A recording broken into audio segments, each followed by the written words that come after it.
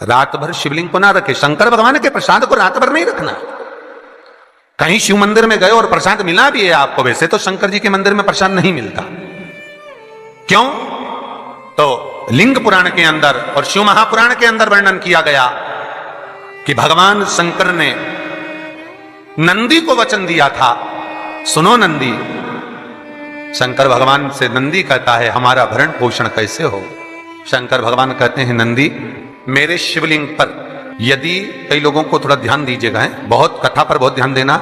शिव महापुराण की कथा है, बार बार ऐसी कथा नहीं मिल सकती आपको।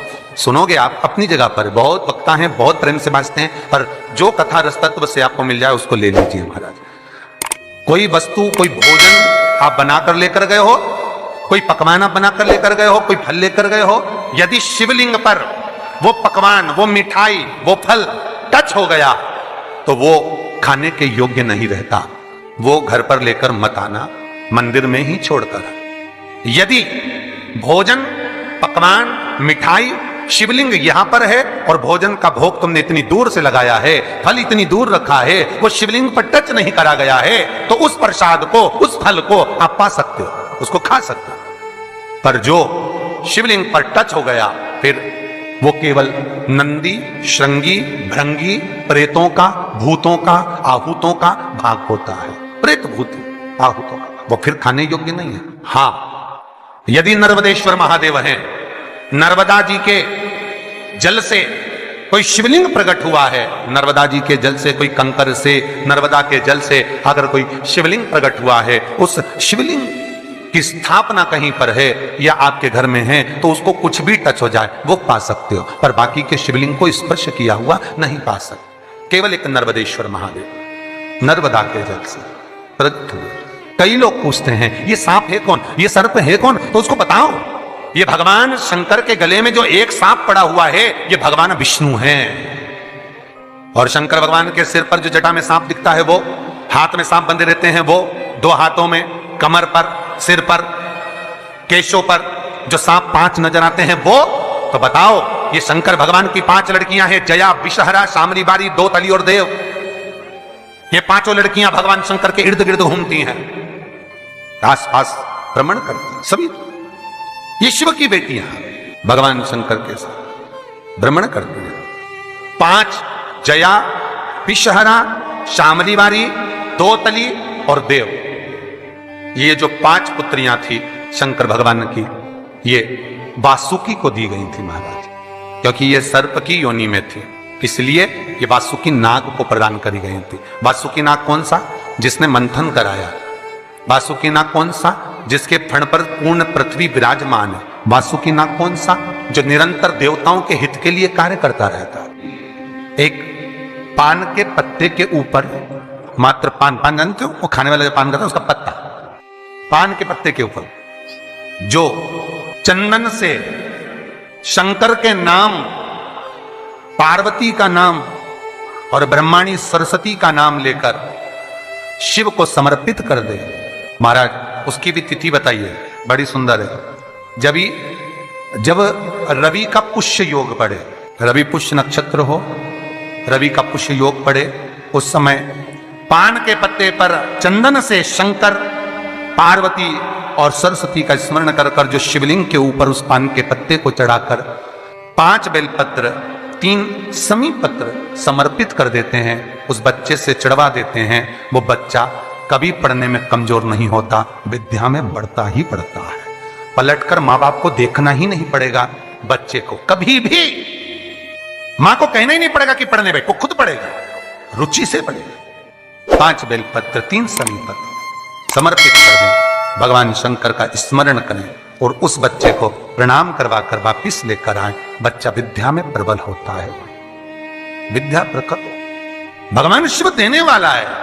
सरस्वती को स्वर बोधे। शिव महापुराण की कथा, लिंग पुराण की कथा, विष्णु पुराण की कथा, पद्म पुराण की कथा कहती है कि किसी वृक्ष के नीचे, जिन वृक्षों का गुणगान हमारे शास्त्र करते हैं, जिन वृक्षों का गुणगान हमारी पुराणे करती हैं, उन वृक्ष के नीचे अगर एक मंत्र का मनका भी फेरा जाए तो उसका पुण्य हजारों गुना प्राप्त हो जाता है, आप रूप प्राप्त होता है अपने आप जिस पुण्य को करना चाहे। मेरा बहुत निवेदन है महाराज, बहुत प्रयास करा करो, प्रयास करना।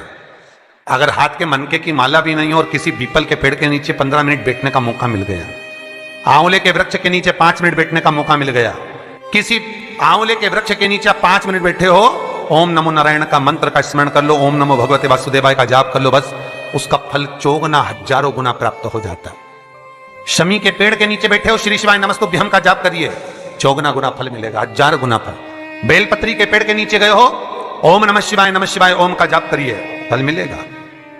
उस फल को हमें पाना है। कई लोग कहते हैं महाराज हम पूजन बहुत करते हैं, हम पाठ करते हैं, हम अर्चना करते हैं, हम व्रत रखते हैं, हम उपासना करते हैं, हम दान करते हैं, हम पुण्य करते हैं, हम सत्कर्म करते हैं, उसके बाद भी दुख क्यों है? हम पूजन तो कर रहे हैं। आपके पेट में दर्द हुआ, मान लो आपके सिर में दर्द हुआ, अब सिर में दर्द हुआ तो आपने गोली तो खाई, एनासिन भी खाई, क्रोसिन भी खाई, डिस्प्रिन भी खाई, कॉम्बिफ्लिम भी खाई, ना जाने कहां की गोलियां खा गए, सिर में दर्द था और 4-5 तरह की गोली खा गए। तुमने जब तो गोली खा ली और गोली खाने के बाद तुम्हें थोड़ा सा असर भी हो गया, पर इतनी गोलियां जो खाई है तो बाद में रिएक्शन तो करेगी, कुछ तकलीफ तो देगी, कुछ गर्मी तो करेगी, बीपी शुगर ऊंचा नीचा कर सकती है, नहीं पाई।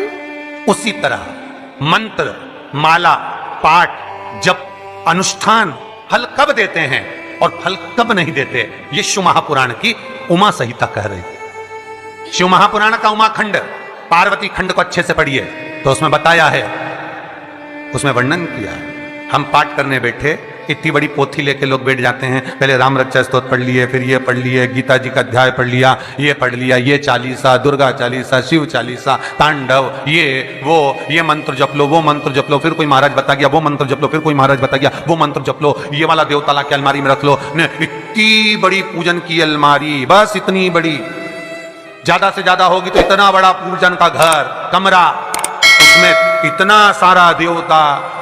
रामेश्वर गई तो उनको ले आई, जगन्नाथ जी गई तो उनको ले आई, द्वारका गई तो उनको ले आई, वृंदावन गई तो उनको ले आई, महाकालेश्वर गई तो उनको ले आई, सारा देवी देवता वहीं बैठा, पितृदेव, ये देव, कुल देवी, शंख देव, घंटी देव, दिया देव, सब उसी में, गणेश जी, शंकर जी, हनुमान जी, राम जी, सब भरा बड़ा।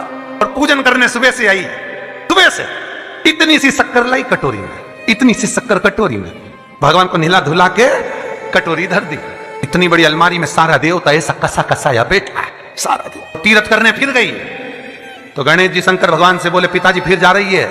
शंकर भगवान बोले बेटा खसक के बैठो, फिर पकड़ के लाएगी किसी को, के बैठ, फिर लाएगी किसी, फिर ले आई, फिर रख दिया। पूजन करने आई, कलश रख दिया, मंदिर में ही ढुल गया, भगवान पूरा गीला हो गया।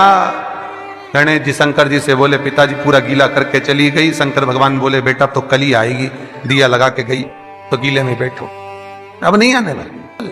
और ध्यान देना साहब, इस कथा को आपके ऊपर लेकर समझाया जा रहा है, क्योंकि शिव महापुराण की कथा कहती है कि आप जो मंत्र जप रहे हो, आप जो माला जप रहे हो, आप जो साधना कर रहे हो, आप जो पाठ कर रहे हो, वहां पर असर कर रहा है कि नहीं कर रहा है, वो आपको समझना है। राम रक्षा स्तोत्र का पाठ करो तो पहले हनुमान चालीसा पढ़ो, फिर राम रक्षा स्तोत्र करो। शिव चालीसा, दुर्गा चालीसा, गणेश चालीसा, हनुमान चालीसा, गायत्री चालीसा, इन 4-5 चालीसा को एक साथ कभी नहीं पढ़ना। एक चालीसा यदि आपने पढ़ ली है शुरू में, तो पाठ पूरा होने के बाद जब उठने की तैयारी हो तब दूसरी चालीसा पढ़ दो, बाकी की चालीसा भले आप बाद में पढ़ दो। पर एक साथ 4 चालीसा का पाठ नहीं होना चाहिए। पाठ करने बैठे हो, किसी एक मंत्र की माला जप रहे हो, ओम नमः भगवते वासुदेवाय जपा, या शंकर जी का मंत्र जपा, या गुरु का मंत्र जपा, या ये मंत्र जपा, या वो मंत्र जपा, उस मंत्र को जपने में बीच में कुछ गैप होना चाहिए। एक साथ रट्टा मार पे ओम नमः भगवते, ओम नमः भगवते, श्रीमन्नारायण श्रीमन्नारायण, ओम नमः शिवाय, ओम नमः शिवाय, फिर ये जप लो वो जप लो, और पूरा पाठ सपाट सब खलास,